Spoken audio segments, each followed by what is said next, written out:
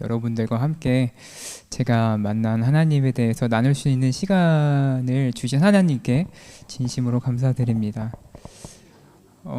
사실 제가 이제 예전에 병원에서 이제 얼마 못 산다고 얘기하고 나서 이제 베델 수양원을 통해서 이렇게 몸이 회복되고 이렇게 가끔씩 다른 교회에서 간증할 기회가 있었는데 이제 저희 어머니께서 간증하면 빨리 죽는다고 간증하지 말라 그러셨는데 제가 지금 10년째 간증을 다니고 있습니다. 네, 그래서 제가 저희 어머니를 너무 사랑하고 그 마음을 이해를 못하는 게 아니지만 그래도 이 시간 또 제가 만난 하나님을 통해서 좋은 시간이 되었으면 좋겠습니다. 사실 이제 저는 10년 차예요. 10년 차고 그리고 저희 아버지는 이제 작년에 대장암 진단을 받으셨는데 저희 아버지는 1년 되셨습니다. 1년 되셨고 또 아버지께서도 이런 이제 병원 치료보다는 하나님의 말씀과 이제 천연 치유로 치료가 되기를 소망하시면서 또 하나님께 맡기는 삶을 살고 계시는데요. 근데 제가 잠깐 이제 어려운 것 중에 하나가 제 입장에서는 1년밖에 안 된 신생아가 10년 된 저한테 자꾸만 이제 이렇게 해야 된다 저렇게 해야 된다고 이제 얘기를 많이 해주세요. 그래서 예, 아버지 제 혈액암이고 제가 10년인데 이런 이제 농담도 하긴 하는데 제가 어떻게 이때까지 잘 지낼 수 있었는지 좀 그 얘기를 좀 이렇게 저한테 주신 시간이 이제 거진 30분이거든요. 그래서 처음엔 저 한 15분만 하는 줄 알고 좀 짧게 하려고 했는데 조금 지루하시지 않게 최대한 정성스럽게 하나님께 드리는 마음으로 좀 말씀을 드려보겠습니다. 제가 진단을 받은 건 2015년입니다. 2015년 6월 28일이 제 진단일입니다. 그리고 제가 생각을 해보면 제가 6월 28일에 제가 어떤 걸 먼저 말씀드리고 싶냐면 제가 6월 28일 진단이고 7월 3일, 4일에 베델수양원을 갔거든요. 근데 그 전에 하나님께서는 저를 구원해 주시기 위해서 저보다 먼저 물론 최찬 집사님께서 베델 수양원을 만드신 것도 있지만 제 친구를 먼저 베델 수양원으로 먼저 보내주셨습니다. 그 친구는 이제 선교사하는 친구였는데요. 제가 2014년 말부터 좀 아팠던 것 같은데 처음에 이제 허리가 아픈 줄 알고 정형외과를 가서 이제 수개월 동안 치료를 받고 이제 안 나와서 동네 내과 갔더니 내과에서는 다시 정형외과를 가라고 하더라고요. 그래서 다시 이제 내과 가서 다시 정형외과에서 이제 치료를 받는데 계속 안 좋아져서 제가 걸을 수가 없게 됐습니다. 예, 그래서 어느 이제 2015년 3월달 안식일이었는데 그때 제가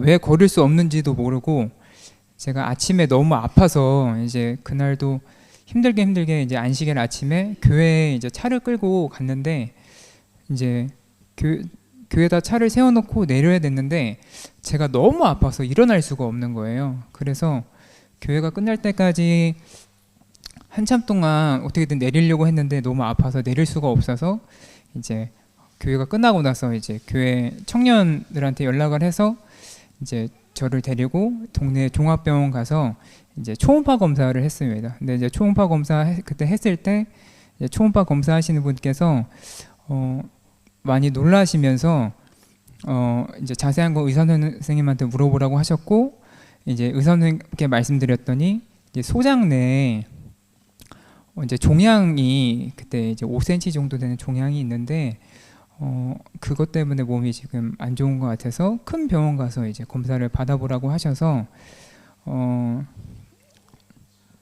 이제 결국에는 2015년 이제 6월 달에 이제 원자력 병원에 가서 이제 조직 검사를 하고 이제 혈액암 이제 저는 이제 혈액암 이제 3기 4기 진단을 받았습니다. 그래서 처음에 거기 원자력 병원 원장님께서 저한테 뭐라고 하셨냐면은 이제 저는 치료하기 쉬운 암일 거라고 처음에 말씀을 해주셨는데 제가 조직 검사를 받고 나서 일주일 뒤에 이제 검사가 나왔어야 되는데 검사 결과가 안 나왔습니다. 의사 선생님께서 좀 결과가 이상해서 일주일 정도 더 있다가 다시 한번 검사를 해봐야겠다고 말씀을 해주셨고 이제 일주일 뒤에 저한테 와서 해주셨던 말씀은 미안하다라고 말씀을 해주셨어요. 자기 생각에 이제 그분도 굉장히 그 림프종으로 굉장히 권위가 있고 굉장히 오랫동안 하셨던 분이었는데 이제 그 림프종도 호지킨성, 비호지킨성으로 이렇게 치료하기 쉽고 어려운 암으로 나뉘는데 저는 처음에 호지킨성으로 생각을 하셨는데 비호지킨성이고 그리고 또 치료하기 쉬운 암이 있고 치료하기 어려운 암이 있으면 치료하기 제일 어려운 암에서도 이제 희귀암으로 이제 생각이 된다고 얘기를 하시면서 저한테 처음에는 치료하기 쉽다고 말씀해 주셨다가 치료하기가 어렵다라고 얘기를 해주셔서 제가 굉장히 좀 난해한 상황이 됐었습니다. 그래서 제가 처음에는 이제 의사 선생님께서 저한테 치료하기 쉽다라고 얘기를 해주셔서 제가 어떻게 했냐면은 저는 재림교회 이제 모태 신앙이거든요. 그래서 이제 천연 치료하는 방법을 좀 알아봤습니다. 그래서 천연 치료할 수 있는 장소를 알아봤는데 제가 처음에 이제 에덴 요양병원 알아보고 살렘 알아보고 그리고 또 저희 뭐 부모님 아시는 분이 이제 요양원 하셔서 거기도 알아보고 그리고 그 재림연수원을 알아보고 그리고 또 저희 교회 집사님께서 얘기해 주셨는데 저기 어디 지방 가면 베델 요양원이 있다고. 네, 베델 요양원이 있다고 이렇게 얘기를 해주셨는데 제가 이제 다 따져보니까 에덴 요양병원은 제가 아시는 분들이 너무 많은 거예요. 저희 집이랑 가까워서. 그래서 너무 많은 관심 때문에 제가 너무 힘들 것 같아서 안 갔고 살렘은 조금 뭐 환경적으로 조금 그렇다 그랬고 그리고 또 제가 저희 아시는 분 요양원은 그냥 좀 그 재정 위기 때문에 이제 안 하신다 그러셨고 이제 재림연수원에 전화했더니 재림연수원은 장기 요양이 안 돼서 좀 어렵다라고 얘기를 해주셔서 이제 마지막으로 이제 베델 이제 요양원이라고 저는 이제 소개를 받아서 찾아봤더니 처음 뭐 밑에 지방이라 했는데 위에 무슨 병원이 있더라고. 그래서 제 생각에 유명한 데가 아닌가 보다 이렇게 생각을 했어요. 그래서 여기서부터 제 친구 얘기가 나오는데 제가 이제 암 진단을 받고 이제 제 친구들한테 얘기했더니 그 당시에 이제 중국으로 선교 갔던 친구 중에서 연락이 끊겼던 친구가 있었는데 이제 그 친구가 갑자기 대뜸 저한테 연락이 왔습니다. 갑자기 대뜸 연락이 와서 자기가 일주일 전에 한국에 들어왔고 지금 지방에 있는 어디 수양원에 있는데 자기가 여기 수양원 원장님께 제 얘기를 했더니 거기 원장님이 너 친구 아무것도 하지 말고 그냥 오라고 얘기를 했대요. 그래서 너 어딨냐라고 그 친구한테 물어봤더니 그 친구가 베델 수양원이라고 얘기를 해주더라고요. 그래서 처음에 제가 이렇게 알아보려고 했던 그 중에서 이제 그렇게 생각을 이제 베델 수양원이라고 이제 오라고 했는데 제가 그때 좀 혼자 이제 아무래도 이제 검사 결과가 완전히 나오기 전이었거든요. 그래서 어떻게 할지 저렇게 할지 고민하던 중에 병원 결과가 이제 어디로 갈지 결정을 못하고 어떻게 치료할지 결정을 못하고 의사 선생님께서 이제 치료하기가 어렵다라고 얘기를 하셔서 제가 이제 처음엔 치료하기 쉬운 암이라고 얘기해 주셨는데 나중엔 치료하기 어렵다라고 얘기를 해주시니까 제가 병원에 대한 좀 신뢰가 많이 깨졌어요. 그래서 그 원자력 병원에서 퇴원을 하고 나서 이제 아산병원으로 가게 됩니다. 근데 그때가 이제 어떤 시기였냐면은 메르스 때였거든요. 이제 메르스 때문에 병원을 이제 딴 데 가기 어려운 시기였어요. 근데 그때도 제가 하나님께서 저를 인도해 주신 게 뭐냐면 제가 제 상황을 저희 교회 다니는 형한테 얘기를 했더니 그 형이 이제 간호사 형이었는데 자기가 대학교 1학년 때 사귀던 여자친구가 있는데 그 여자친구가 아산병원에서 간호사 일을 하는데 자기가 창피함을 무릅쓰고 그 여자친구한테 연락을 좀 해보겠다라고 이렇게 얘기를 해주는 거예요. 근데 또 아니다 다를까 그 여자친구가 아산병원 종양내과 입원실에서 일을 하는 거예요. 그래서 그분을 통해서 보통은 이제 아시겠지만 아산병원은 한번 예약하고 진료받는데 보통 한 3개월씩 걸리는데 저는 5일 만에 갔습니다. 제가 월요일 날 그 원자력병원에서 월요일 날 퇴원해서 그 주 금요일 날 갔거든요.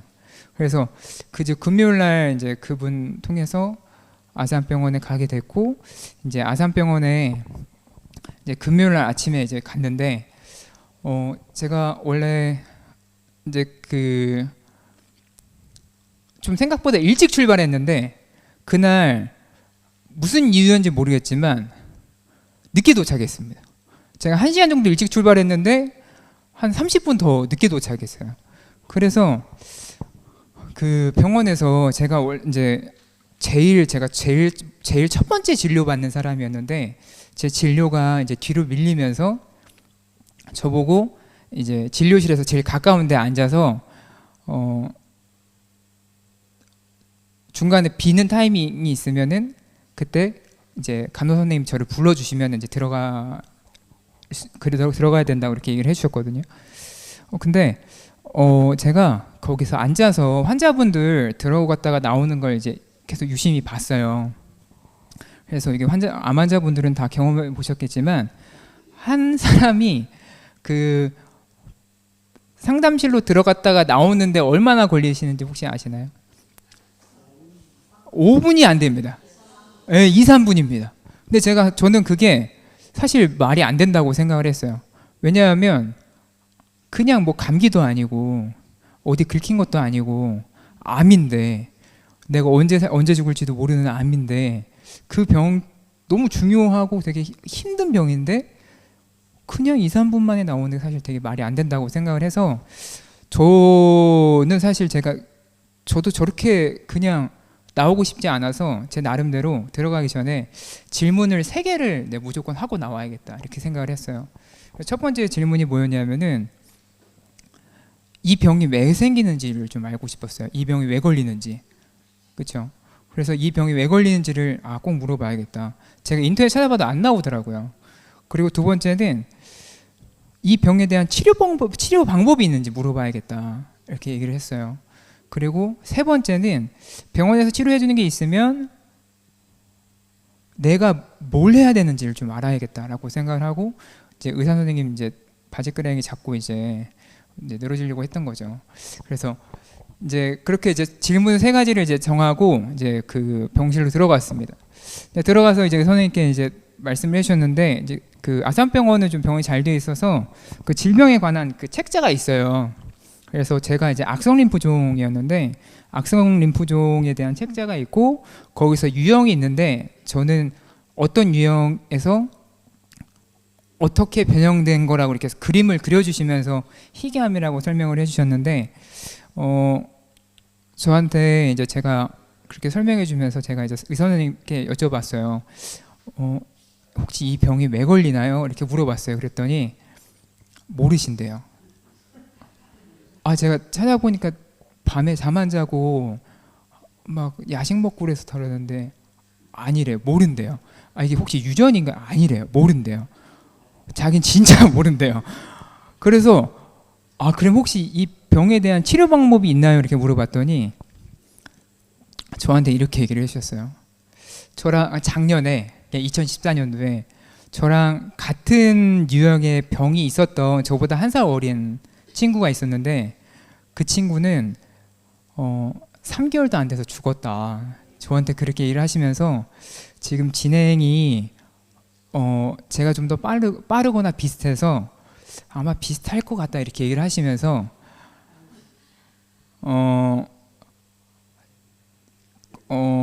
자기 말을 못 믿겠으면 어차피 지금 이 상황에서 여기서 해줄 수 있는 거는 기본적인 항암 치료밖에 없는데 어차피 너는 항암 치료를 해도 안 낫고 운 좋게 나아도 굉장히 높은 확률로 다시 재발하는 게 뻔하기 때문에 뭐 여기서 하든 보통은 해보자라고 얘기를 한다고 하더라고요. 여기서 하든 못 믿겠으면 다시 원자력 가든 뭐 서울대를 가든 뭐 암센터를 가든 저보고 알아서 하면서 마음을 준비하라고 그렇게 얘기를 하셨어요. 그래서 제가 그때 어떤 생각이 들었냐면은 내 병은 사람이 고칠 수 있는 병이 아니구나라고 그렇게 생각을 했어요. 그리고 이제 마지막 이제 세 번째 질문을 했는데 제가 만약에 병원에서 치료를 받으면 그 혹시 제가 해야 되는 노력이 있을까요? 이렇게 여쭤봤는데 의사 선생님께서 저한테 정확히 이렇게 얘기해 주셨습니다. 병든 사람 한 사람이 한 개인으로 개인의 노력으로 병이 좋아질 수 있다면 모든 사람들이 다 그렇게 해야 되는 게 아닌가 이렇게 얘기를 하셨어요. 그러니까 개인의 노력은 아무 의미가 없다라고 얘기를 해주셨어요. 그래서 내 병은 진짜 내가 의사도 아니고 나도 아니고 하나님께서 고쳐줄 수 있는 병이구나라고 생각이 들고 저한테 연락을 주셨던 그 친구 조언대로 그날 오후에 정리를 빨리 다 하고 바로 베델수양원을 갔습니다. 그래서 제가 그때 이제 제가 서울에서 이제 베델수양원까지 가는데 거의 한 5시간, 4-5시간 걸리잖아요. 그래서 제가 오후에 출발해서 저녁 거의 10시 다 돼서 이제 베델수양원에 가는데 이제 저희 이제 그 10시 이제 밤늦게 도착한 저를 또 이렇게 받아주셔서 너무 이제 감사했던 것 같아요. 근데 제가 다음 날 사실 제일 소름 돋았던 건 뭐였냐면은 제가 베델수양원에 대한 정보가 하나도 없었어요. 하나도 없었고 아침에 일어나서 이제 거기서도 여기랑 똑같 이제 그 시간 테이블이 똑같거든요. 그래서 아침에 일어나서 이제 거기 예배소가 따로 있어서 이제 예배소에 갔는데 문을 열고 그 예배소에 딱 들어가니까 여기 뒤에 이제 현판이 있었는데 거기에 뭐라고 써 있었냐면은 만드신 분이 고치신다 이렇게 써 있었습니다. 네. 집마다 지은 이가 있으니 만물을 지으신 이는 여호와시니라 이 말씀이 거기 써 있었습니다. 제가 그 말씀을 보고 진짜 얼마나 소름이 돋았는지 모르겠습니다. 그리고 저는 이제 거기서 그 하나님의 계획하심을 느끼면서 제가 그때 만났던 분들이랑 같이 얘기를 해보면 공통점이 그거였어요. 그 누구 한 명도 우연히 온 사람이 없었습니다. 그 얼마 전에 나만 고쳤던 그 엘리사 얘기처럼 그곳으로 소개해준 천사 같은 분들이 꼭 계셨습니다. 네. 그리고 제가 이제 베델수양원에서 거의 한 6년 정도로 5년, 6년 정도로 왔다 갔다 했어요. 왔다 갔다 했는데 그 기간 동안 만났던 모든 분들 중에서 그곳에서 도움을 받지 못하고 돌아가신 분은 한 분도 안 계셨어요. 네. 그래서 지금 여기 와 계신 분들도 분명히 도움을 받고 계시고 그리고 또 도움을 받으실 거라는 것을 제가 너무 확신합니다.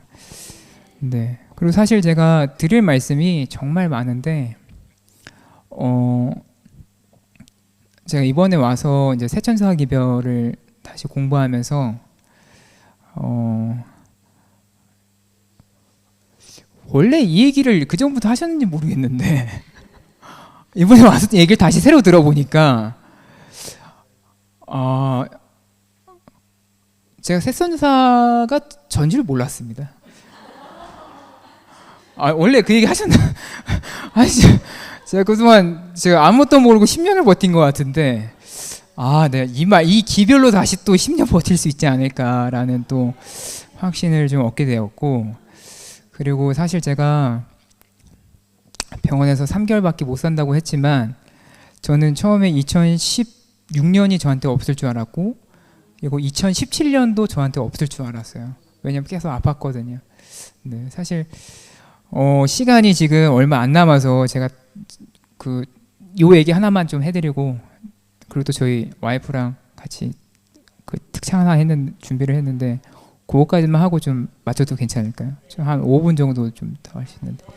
네, 제가 이제 다니면서 어느 날 우리 김철훈 지금 이제 원장님이시는데 베델에 계실 때 그때 선교사님이셨는데 어느 날 저한테 전화가 오셨어요. 몇 년 전에.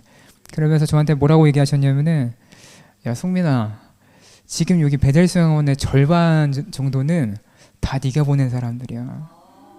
이렇게 얘기를 하시더라고요.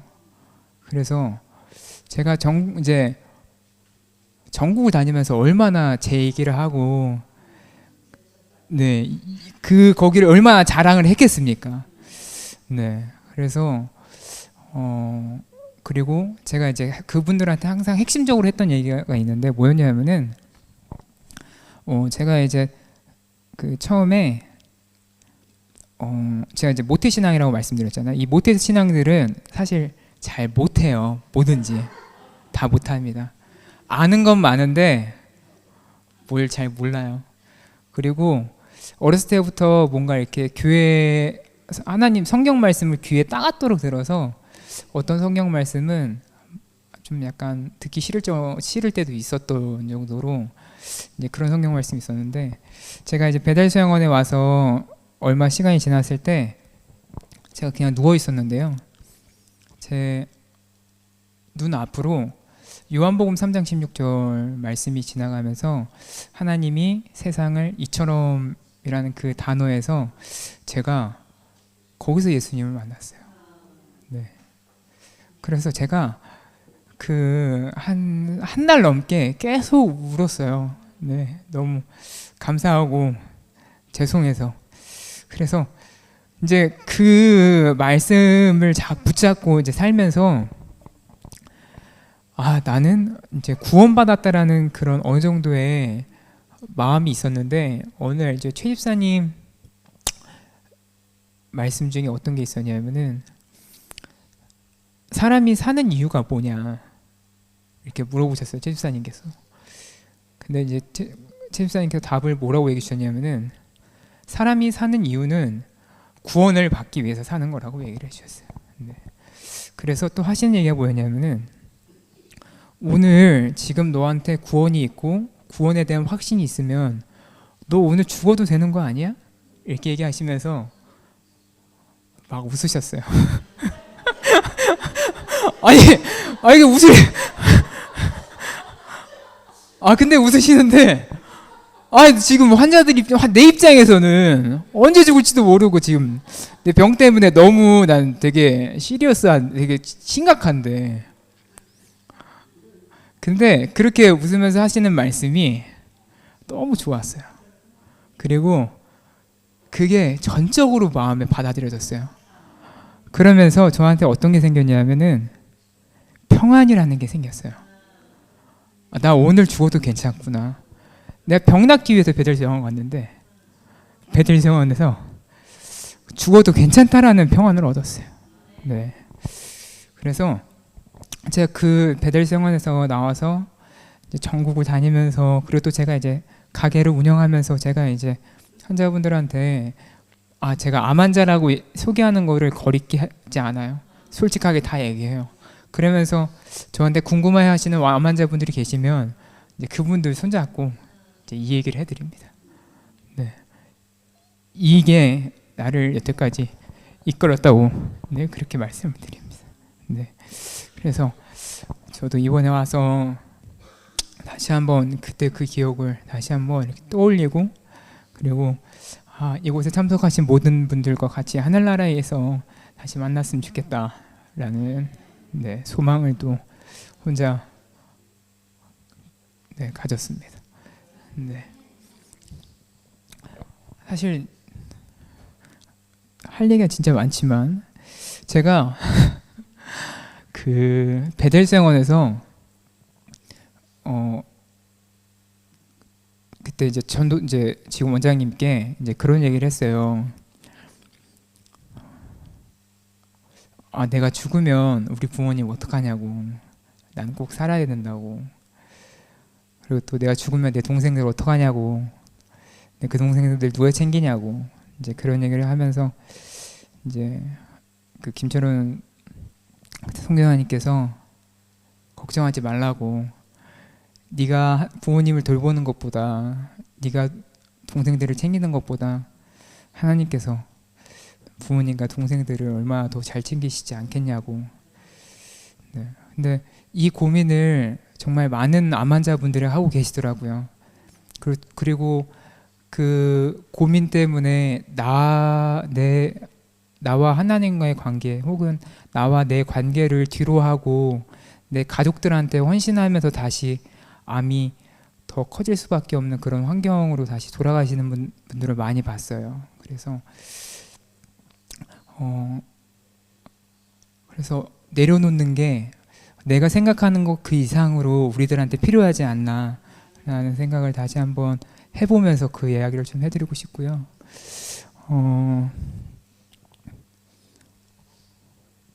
제가 이번에 와가지고 이제 김철원 원장님께 제가 이제 결혼을 했다고 얘기를 했더니 이제 김철원 원장님께서 기적이다, 기적이다 이렇게 얘기를 하셨습니다. 네.